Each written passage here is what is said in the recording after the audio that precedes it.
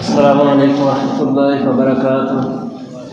ان الحمد للہ نحمده ونستعینه ونستغفره ونعوذ باللہ من شرور انفسنا ومن سیئات اعمالنا من يهده الله فلا مضل له ومن يضلل فلا هادي له واشهد ان لا اله الا الله وحده لا شريك له واشهد ان محمدا عبده ورسوله اما بعد فان خير الحديث كتاب الله وخير الهدي هدي محمد صلى الله عليه وسلم وشر الأمور محدثاتها وكل محدثة بدعة وكل بدعة ضلالة وكل ضلالة في النار۔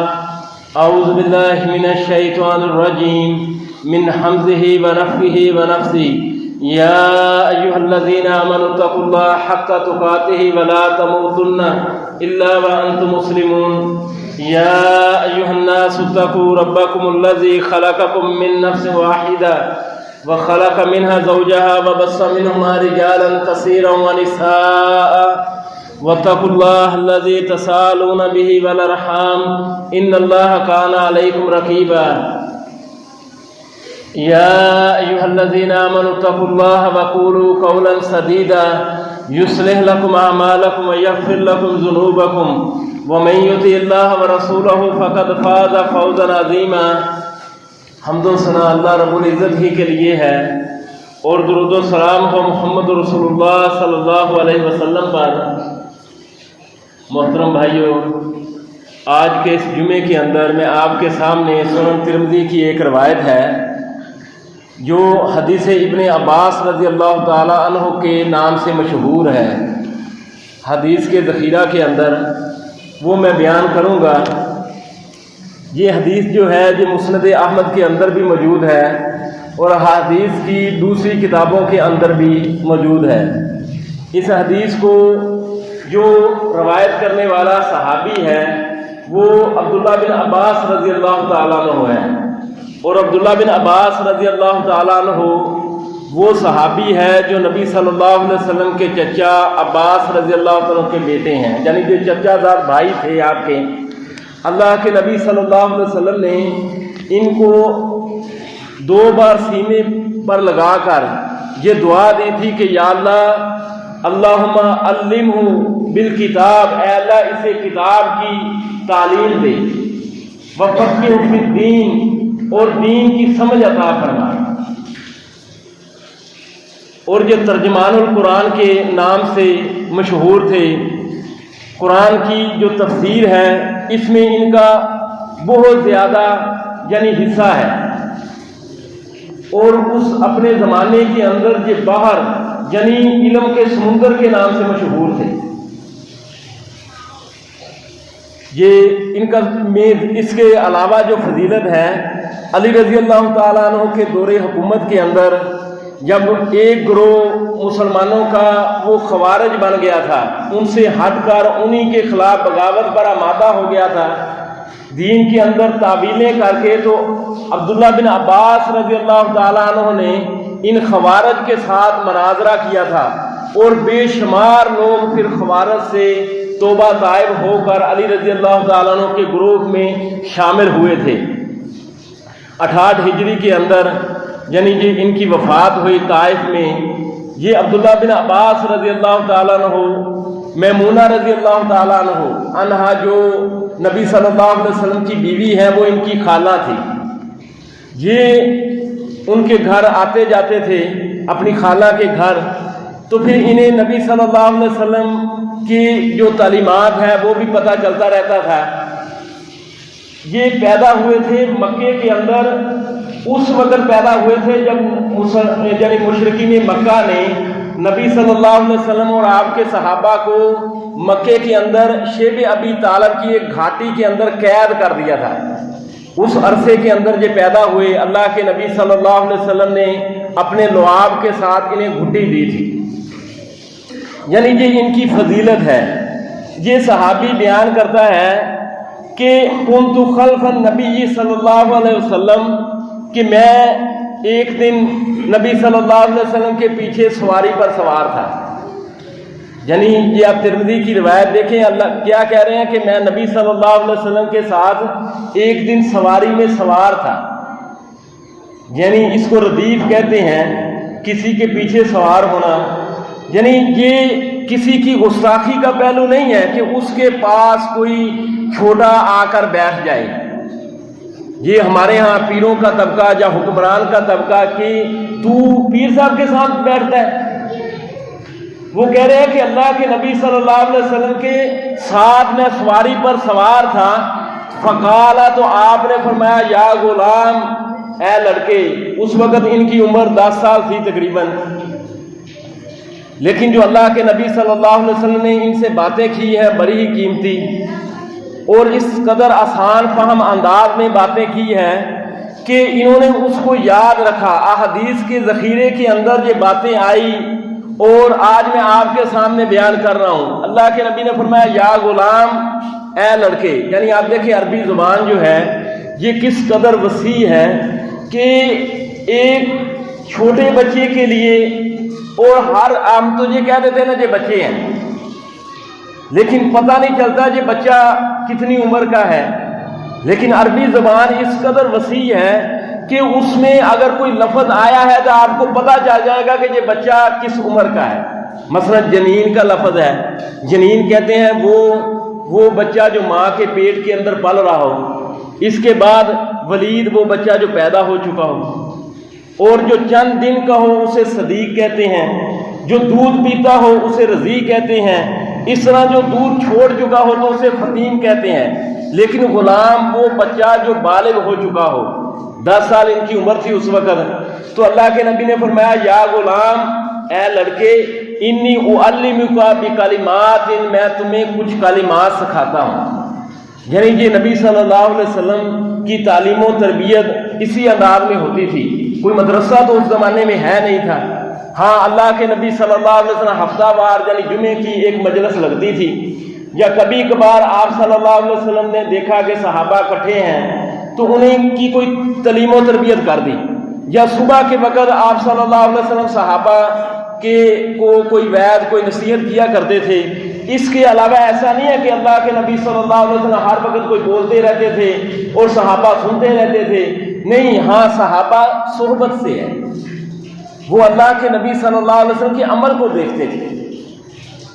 تو فرمایا کہ اے لڑکے، میں تمہیں کچھ کلمات سکھاتا ہوں، ینفعک اللہ بہن، ان کلمات کے ساتھ اللہ تعالیٰ تجھے نفع دے گا، فائدہ تب ہی ہوگا جب اللہ تعالیٰ چاہے گا۔ یعنی کوئی بھی چیز ہے اگر وہ نقصان دہ ہے تو اس کے اندر جو نقصان ہے وہ تب ہی کسی کو ملے گا جب اللہ چاہے گا۔ ابراہیم علیہ السلام کے لیے آگ نقصان پہنچانے والی ہے، لیکن ان کے لیے نقصان دہ نہیں ہوئی، کیونکہ اللہ تعالیٰ نے ان آگ کو جو حکم دے دیا کہ یا نار کونی بردا و سلام علی ابراہیم، اے آگ ابراہیم علیہ السلام پر ٹھنڈی ہو جا، اور اتنی ٹھنڈی بھی نہ ہونا کہ وہ ٹھنڈک محسوس کریں بلکہ سلامتی والی بن جائے۔ اس طرح اللہ کے نبی صلی اللہ علیہ وسلم کا فرمان ہے کہ اگر ایک گناہ گار مسلمان جہنم میں چلا گیا تو یہ سجدے والی جگہ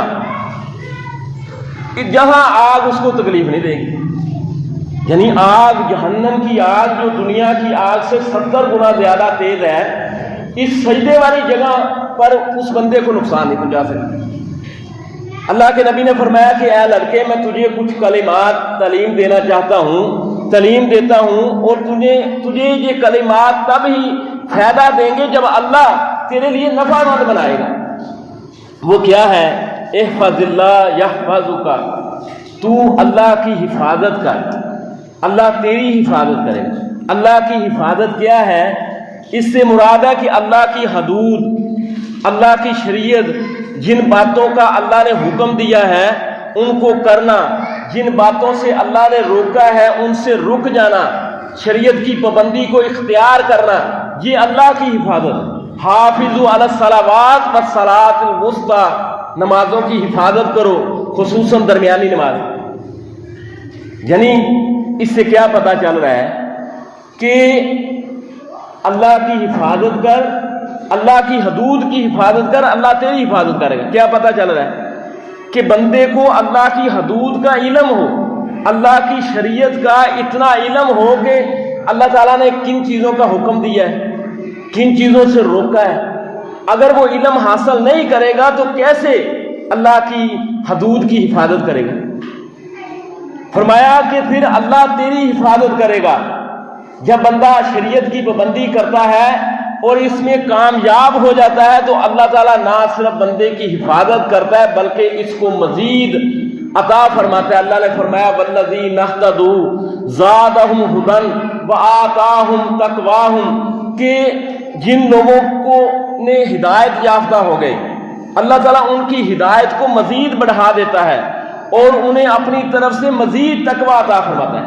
اب اس کا مفہوم مخالف آپ لے لیں کہ جو بندہ اللہ تعالیٰ کی شریعت کی پابندی نہیں کرتا، پرواہ نہیں کرتا ہے، تو پھر اللہ تعالیٰ کی جو حفاظت کی ذمہ داری ہے اس سے اٹھ جاتی ہے۔ تو اللہ کی حفاظت کر، یعنی اللہ کو یاد رکھ۔ ایک معنی یہ ہے تو اللہ کو یاد رکھ، اللہ تجھے یاد رکھے گا۔ فاذکرونی اذکرکم، تم مجھے یاد کرو میں تمہیں یاد کروں گا۔ ارحموا من فی الارض، بے شمار حدیثیں ہیں، ارحموا من فی الارض یرحمکم من فی السماء، تم زمین والوں پر رحم کرو آسمان والا تم پر رحم کرے گا۔ من ستر مسلما سترہ اللہ، جو کسی مسلمان کی پردہ پوشی کرتا ہے اللہ اس کی پردہ پوشی کرتا ہے۔ واللہ فی عون العبد ما کان العبد فی عون اخیہ، اللہ تعالیٰ اپنے بندے کی مدد میں لگا رہتا ہے جب تک بندہ اپنے بھائی کی مدد میں لگا رہتا ہے۔ احفظ اللہ تجدہ امامک، تو اللہ کی شریعت کی، اللہ کی حدود کی حفاظت کرے گا تو اللہ کو اپنے سامنے پائے گا۔ تجدہ تجاہک، تو اس کو اپنے سامنے پائے گا۔ یہ اللہ کو سامنے پانا، اللہ کی جو معیت ہے یہ دو طرح کی ہے۔ ایک تو یہ ہے کہ وَهُوَ مَعَكُمْ أَيْنَمَا كُنْتُمْ، وَهُوَ مَعَكُمْ أَيْنَمَا كُنْتُمْ، تم جہاں کہیں بھی ہو وہ تمہارے ساتھ ہے۔ تم دو آدمی ہو سرگوشی کر رہے ہو، تیسرا اللہ ہے، تین ہو سرگوشی کر رہے ہو، چوتھا اللہ ہے۔ یہ معیت اللہ کی معیت علمی، علماء اسے نام دیتے ہیں کہ اللہ تعالیٰ علم کے لحاظ سے ہر جگہ ہے، کوئی چیز اس سے پوشیدہ نہیں ہے۔ لیکن ایک اللہ تعالیٰ کی معیت ہوتی ہے وہ اپنے خاص مومن بندوں کے ساتھ ہوتی ہے، جیسا کہ اللہ کے نبی صلی اللہ علیہ وسلم نے ابو بکر رضی اللہ تعالیٰ عنہ سے فرمایا غار کے اندر لا تحزن ان اللہ معانا، ابو بکر غم نہ کر اللہ تعالیٰ ہمارے ساتھ ہے۔ یعنی یہ خاص اللہ تعالیٰ ہمارے ساتھ ہے، اللہ کی مدد ہمارے ساتھ ہے، ان مشرکوں کے ساتھ اللہ کی مدد نہیں ہے۔ موسیٰ علیہ السلام کو اللہ تعالیٰ نے حکم دیا کہ رات کی تاریکی کے اندر بنی اسرائیل کو لے چل۔ موسیٰ علیہ السلام لے چلے، ان کا پیچھا کیا جانے لگا، فرعون پیچھے، آگے سمندر آ گیا۔ قوم نے کہا انا لمدرکون، اے موسیٰ ہم پکڑے گئے۔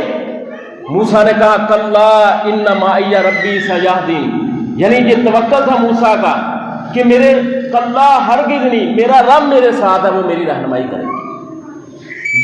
حالانکہ اللہ تعالیٰ علم کے لحاظ سے تو ہر جگہ ہے، لیکن یہ اللہ تعالیٰ کی مدد اپنے خاص بندوں کے ساتھ ہوتی ہے۔ ان اللہ مع الذین اتقوا والذین هم محسنون، اللہ تعالیٰ ان لوگوں کے ساتھ ہے جو متقی ہیں اور جو نیکیاں کرنے والے ہیں۔ یہ اللہ کی مدد ہے۔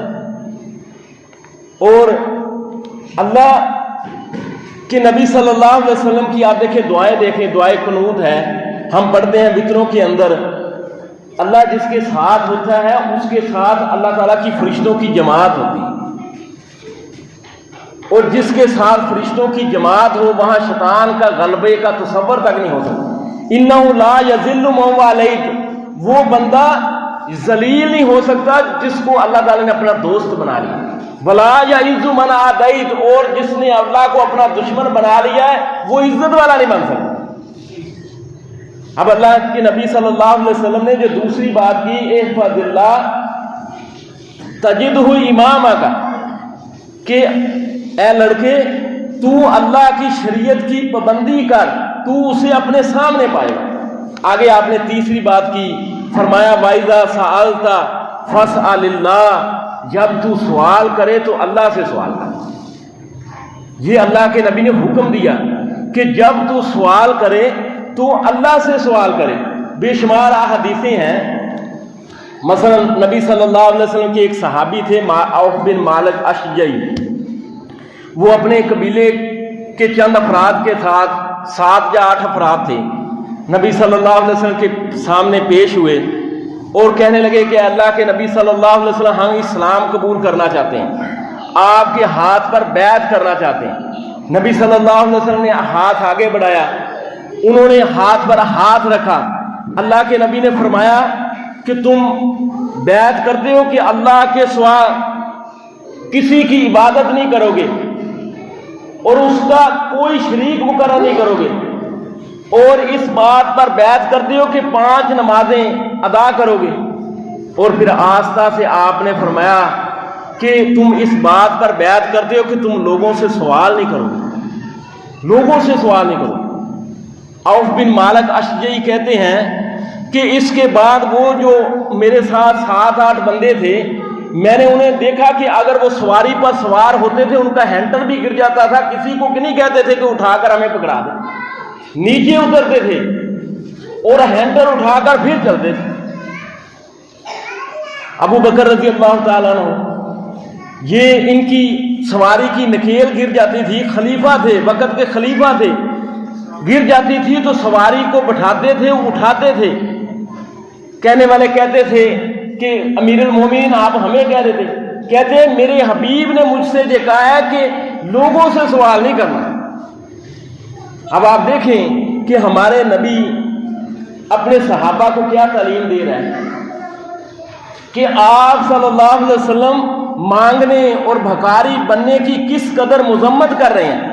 لیکن ہمارے ہاں یہ ایک لوگ پیشہ بنتا ہی چلا جا رہا ہے, مفت کی کمائی ہے, 10 روپے بھی مل گئے, کوئی کاروبار کرنے کی ضرورت ہی نہیں ہے. اور پھر یہ صرف مسلمان نہیں, مسلمانوں کے ملکوں کا یہ حال ہے, انہوں نے کچھ کول اٹھائے ہوئے. اور پھر آپ یہاں دیکھیں اللہ کے نبی صلی اللہ علیہ وسلم اپنے صحابہ کو لوگوں سے سوال کرنے سے منع کر رہے ہیں کہ لوگوں سے نہیں مانگنا. تو کیا اللہ کے نبی صلی اللہ علیہ وسلم وہ بندہ جو فوت ہو جائے, منو مٹی کے نیچے چلا جائے, یہ تعلیم دیں گے کہ اس سے مانگنا شروع کر دیں؟ یقیناً یہ آپ کی تعلیم نہیں ہو سکتی کہ چاہے وہ بندہ کتنا ہی معزز ہو, کتنا ہی نیک ہو, کہ مرنے کے بعد وہ منو مٹی کے نیچے چلا جائے اور آپ کہیں کہ اس سے مانگ لو. اب دعا ہو عبادت, دعا عبادت ہے, دعا عبادت ہے. اللہ کے نبی صلی اللہ علیہ وسلم کا فرمان ہے کہ جو بندہ اللہ سے نہیں مانگتا اللہ تعالیٰ اس سے ناراض ہو جاتا ہے. بندوں سے مانگا جائے, بار بار مانگا جائے تو بندے عجیب محسوس کرتے ہیں, چہرے پر ایک یعنی کہ تھکاوٹ کے آثار معلوم ہوتے ہیں. لیکن اللہ سے نہ مانگا جائے تو اللہ تعالیٰ ناراض ہوتا ہے. اللہ سے مانگا جائے, کیا مطلب, اللہ تعالیٰ سے مانگا جائے تو اللہ تعالیٰ راضی ہوتے ہیں. یعنی آپ دیکھیں کہ اللہ کے نبی صلی اللہ علیہ وسلم اپنے صحابہ کو روک رہے ہیں کہ لوگوں سے سوال نہیں کرنا, اور اس بچے سے کہہ رہے ہیں کہ وَإِذَا سَأَلْتَ فَاسْأَلِ اللَّهَ, جب بھی مانگنا اللہ سے مانگنا ہے. اس کا مطلب یہ نہیں ہے کہ لوگوں سے جو جائز ضروریات ہیں اس کا سوال نہیں کیا جا سکتا. سوال کیا جا سکتا ہے, سوال آپ کر لیں. مثلا آپ دیکھیں ایک بندہ ہے, انہیں نوکری کی درخواست دی ہے, لیکن اسے پتہ ہے کہ میں اس لائق ہوں, یہ نوکری کے میں لائق ہوں, لیکن میرے مقابل جو بندہ ہے وہ لائق نہیں ہے, اور اس کے پاس رشوت بھی ہے, اس کے پاس تگڑی سفارش بھی ہے. تو وہ آپ اگر کسی بندے سے کہہ دیں کہ بھائی یہ میرا کام کر دیں, تو شریعت اس کی اجازت دیتی ہے. اللہ کے نبی صلی اللہ علیہ وسلم نے بلکہ بیان کیا کہ اس پر وہ بندہ اجر کا مستحق ہوگا, لیکن آپ زیادہ سے زیادہ اسے ایک بار یاد دلوا سکتے ہیں, اس کے ساتھ چمٹ نہیں سکتے کہ بار بار اس کے پیچھے لگ جائیں, اگر یہ کر دے, اگر یہ کر دے. یعنی یہ شرک کی بو آتی ہے پھر اس کے ساتھ, کیونکہ اس بندے کے پاس خیر کی چابیاں نہیں ہیں. اگر اللہ تعالیٰ اس بندے سے کام لینا چاہے تو اس کے دل میں ڈال دے گا. یہ استعانت جو ہے, جو سوال جو ہے, اس کے لیے کچھ شرائط ہیں.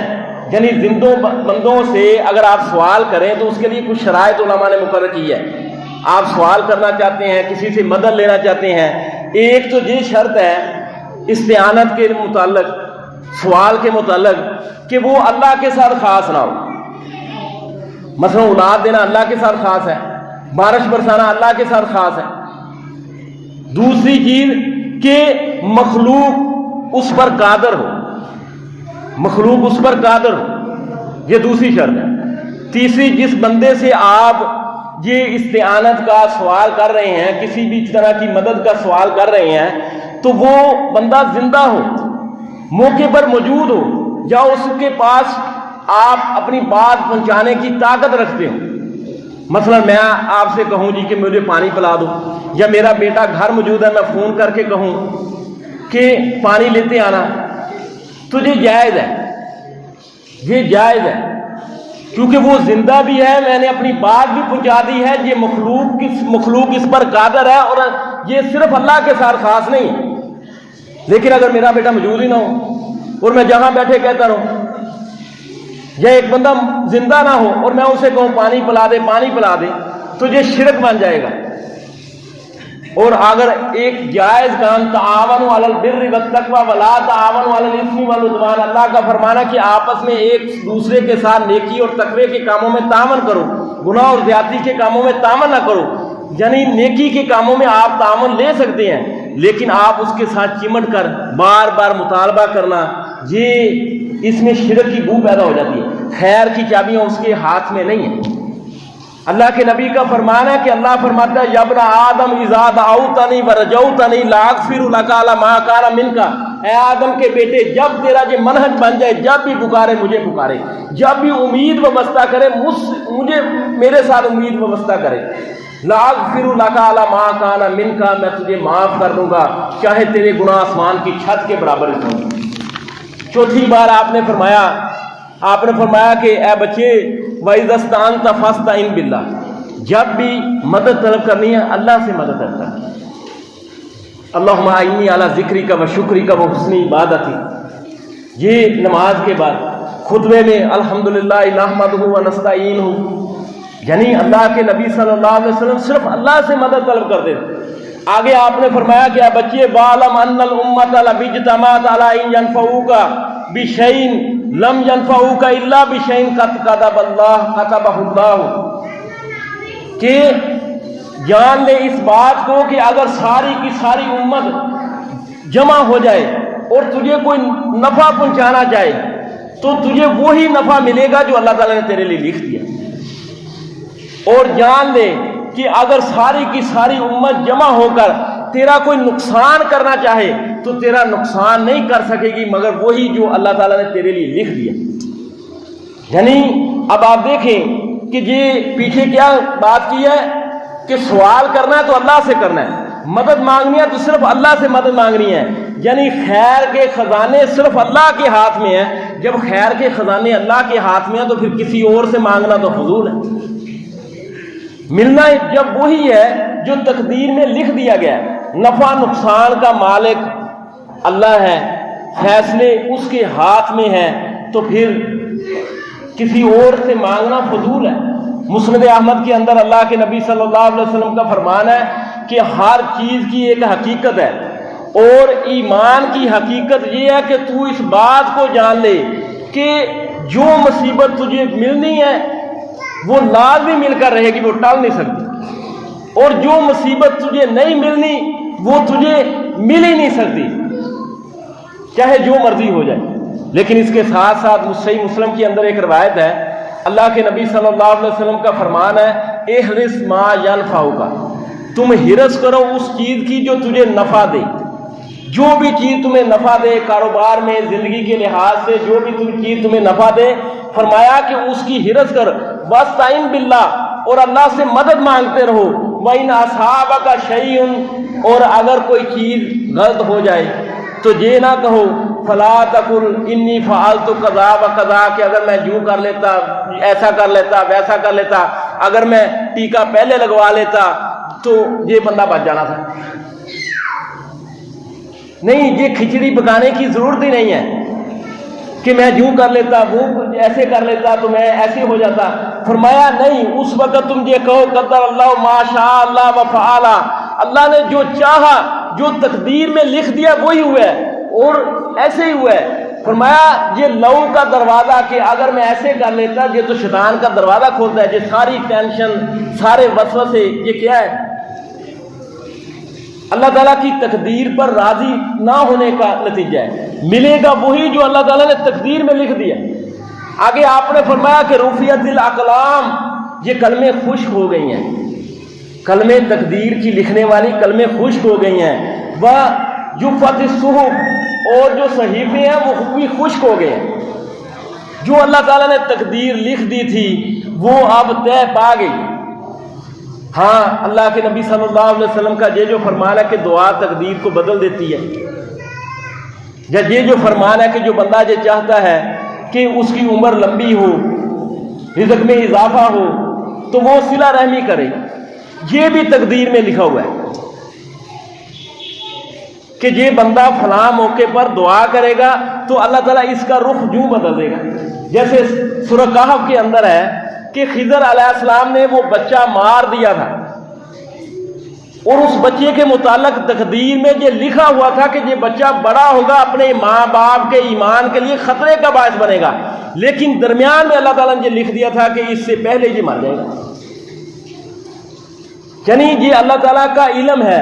آگے اللہ کے نبی صلی اللہ علیہ وسلم نے فرمایا کہ تعارف الی اللہ فی الرخاء، اے بچے تو خوشحالی میں، صحت مندی میں اللہ تعالیٰ کو اپنی پہچان کروا. یعنی اللہ تعالیٰ کی عبادت کر، اس سے دعائیں مانگ، تو یعرفک فی الشدہ، تو اللہ تعالیٰ تجھے اپنی پہچان کروائے گا جب تو تنگی میں، مصیبت میں ہوگا. یعنی کتنی بڑی بات کی ہے. جو صحیح بخاری کی حدیث ہے غار والی، 3 بندے پہلی امتوں کے اللہ کے نبی صلی اللہ علیہ وسلم نے فرمایا کہ وہ سفر پر روانہ ہوئے تو راستے میں طوفان آ گیا. ایک غار میں انہوں نے پناہ لی تو طوفان کی وجہ سے ایک بڑے پتھر نے آ کر اس کا منہ بند کر دیا. تو انہوں نے اس وقت اپنی خوشحالی کی، صحت مندی کی علامت کے اندر جو نیکی کی تھی اس کو یاد کیا کہ یا اللہ مجھے، میرے والدین بوڑھے تھے. ایک نے کہا کہ میرے والدین بوڑھے تھے، میں نے ان کی خدمت کی. دوسرے نے کہا میں نے امانت کی حفاظت کی. تیسرے نے کہا کہ میں نے اپنے آپ کو ایک عورت کے زنا سے بچایا. تو اللہ تعالیٰ نے انہیں تنگی میں یاد رکھا. یہ آپ دیکھیں کہ صحابی ہے قیس بن ضحاک، وہ بیان کرتے ہیں کہ اذکر اللہ فی الرخاء، انہوں نے خطبہ دیا تو لوگوں سے کہنے لگے کہ تم خوشحالی میں اللہ کو یاد کرو، اللہ تمہیں تنگی میں یاد کرے گا. اور پھر انہوں نے مثال دی. مثال کیا دی؟ سورہ یونس کے اندر کہ یونس علیہ السلام کے بارے میں اللہ تعالیٰ نے بیان کیا ہے کہ فلولا انہ کان من المسبحین، کہ اگر یہ مسبحین میں سے نہ ہوتا. علماء نے بیان کیا مسبحین یعنی نفلی نمازیں بہت زیادہ پڑھا کرتے تھے یونس علیہ السلام. اگر یہ نفلی نمازیں پڑھنے والے میں سے نہ ہوتا تو لابیسا فی بطنہ الی یوم القیامہ، تو یہ مچھلی کے پیٹ میں قیامت تک رہتے. لیکن نفلی نماز پڑھنے کی وجہ سے اللہ تعالیٰ نے مچھلی کے پیٹ سے انہیں تنگی کی حالت میں نجات عطا فرمائی. اسی سورہ یونس کے اندر اللہ تعالیٰ نے فرعون کا واقعہ بیان کیا. جب اس بندے نے اللہ تعالیٰ کو تنگی کی حالت میں یاد کیا، ڈوبنے لگا، تو اس نے یہ سورہ یونس کے اندر اس نے کیا کہا؟ قال آمنت انہ لا الہ الا الذی آمنت بہ بنو اسرائیل وانا من المسلمین. اس نے یہ کہا کہ میں ایمان لے آیا اس ذات پر جس کا کوئی شریک نہیں ہے، جس پر بنی اسرائیل ایمان لائے ہیں، اور میں مسلمان ہوں. انا من المسلمین اس نے یہ کہہ دیا. لیکن آگے اللہ تعالیٰ نے، کیونکہ اس نے خوشحالی میں جب صحت مند تھا اس وقت اللہ کو یاد نہیں کیا، لیکن اب اسے کیا کہا جا رہا ہے؟ الان وقت عصیت قبل، اب تو ایمان لا رہا ہے حالانکہ اس سے پہلے تو نافرمانی کرتا رہا ہے. وکنت من المفسدین، اور تو فسادی تھا. یعنی دونوں اللہ تعالیٰ نے منظر آپ کے سامنے رکھ دیا. ایک نبی تھا جو پہلے نفلی نمازیں پڑھا کرتا تھا، خوشحالی میں اس نے اللہ کو یاد رکھا تو اللہ تعالیٰ نے تنگی میں اس کو اپنی پہچان کروائی، اور فرعون نے اللہ تعالیٰ کو خوشحالی میں یاد نہیں رکھا تو اللہ تعالیٰ نے بھی اسے نہیں یاد رکھا، حالانکہ اس نے لا الہ الا اللہ پڑھ لیا ہے، یہ کہہ رہا کہ انا من المسلمین، کہ میں مسلمان ہوں۔ آگے اللہ کے نبی صلی اللہ علیہ وسلم نے فرمایا کہ بچے وَعْلَمْ أَنَّ فِي الصَّبْرِ عَلَى مَا تَكْرَهُ خَيْرًا كَثِيرًا، جان لے اس بات کو کہ جو بھی مکروہ چیز ہے جس کو تو ناپسند کرتا ہے اس پر اگر تو صبر کرے گا تو تیرے لیے بہت زیادہ خیر کثیر ہے۔ یعنی یہ صبر جو ہے ان اللہ مع الصابرین، اللہ تعالیٰ صبر کرنے والوں کے ساتھ ہے۔ فرمایا کہ بچے ان النصر من الصبر، یہ جو مدد ہے اللہ کی یہ صبر کے ساتھ ہے۔ یعنی صبر کیا ہے؟ صبر یہ بے صبری کا مظاہرہ کرنا کیا ہے کہ لوگوں کے پاس اللہ کی شکایت کرنا، لوگوں کے پاس اللہ کی شکایت کرنا کہ ہمارے یہ حالات تنگ ہے، ہم اس مصیبت میں ہیں۔ ہاں ڈاکٹر کے پاس، جس کے پاس مسئلے کا حل ہے اس کے پاس آپ اپنی بیماری ذکر کر سکتے ہیں، ورنہ آپ کو اجازت نہیں ہے اللہ کے سامنے اپنا شکوہ بیان کر سکتے ہیں۔ یعقوب علیہ السلام کے بارے میں اللہ نے فرمایا کہ انما اشکو بثی و حزنی الی اللہ، کہ میں اللہ کے سامنے اپنا شکوہ شکایت رکھتا ہوں۔ ایوب علیہ السلام کے بارے میں فرمایا کہ انا وجدناہ صابرا، کہ ہم نے اسے صبر والا پایا، اور اس کی شکایت کیا تھی؟ انی مسنی الضر وانت ارحم الراحمین، اے اللہ مجھے تکلیف پہنچی ہے اور تو ارحم الراحمین۔ بے صبری کیا کہ اللہ کی شکایت لوگوں سے کرنا۔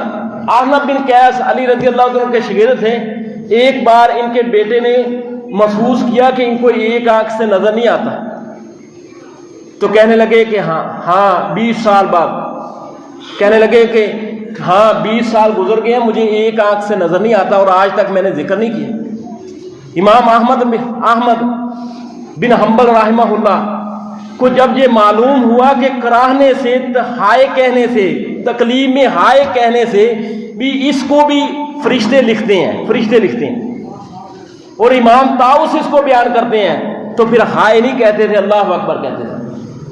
یعنی ایسے لوگ گزرے ہیں۔ اللہ کے نبی نے فرمایا ان النصر مع صبر، یہ جو مدد ہے صبر کے ساتھ ہے، اور وان الفرج مع الکرب، اور جو مصیبتوں کے بعد اللہ تعالیٰ خوشحادگی پیدا کرتا ہے، ایک بندہ محنت کرتا ہے، مشقت اٹھاتا ہے، تب اللہ تعالیٰ جا کر اس کو خوشحالی اور کامیابی عطا فرماتا ہے۔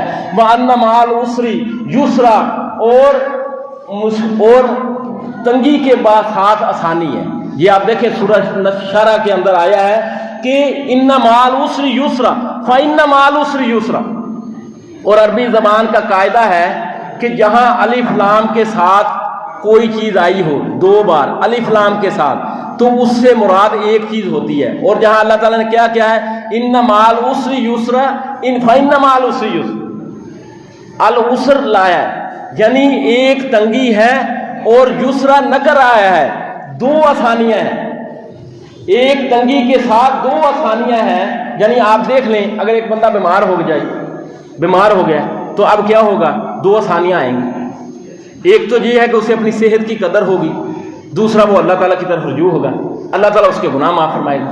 ایک بندہ بے روزگار ہو جائے تو کیا ہوگا کہ ایک تو وہ اللہ تعالیٰ کی طرف متوجہ ہوگا، دوسرا وہ کوئی نہ کوئی راستہ حل نکالے گا، اور اگر کوئی طالب علم ہے اگر وہ ناکام ہو جاتا ہے تو وہ اپنی غلطی سے سیکھے گا اور زیادہ محنت کرے گا۔